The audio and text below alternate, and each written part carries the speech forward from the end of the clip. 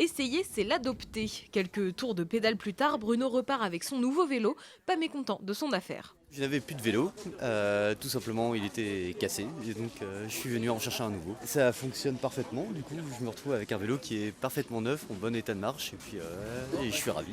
Une bourse au vélo qui séduit par la variété des modèles en vente, des très petits aux plus grands, des moins chers aux plus chers, une diversité qui attire aussi les collectionneurs comme Daniel. C'est pour trouver la pièce d'exception et à pas cher surtout. Voilà. Et le vélo que toutes les pièces sont d'origine. Ça a lieu tous les ans, hein. C'est pour la fête du vélo, c'est sympa. Je vais peut-être faire affaire quand même. Un quart d'heure plus tard, Daniel repart lui aussi les bras chargés. Les vélos vendus ce dimanche appartiennent à des particuliers qui les ont déposés un peu plus tôt dans la matinée. Les deux roues sont ensuite contrôlées, vérifiées et testées par le collectif Cycliste 37.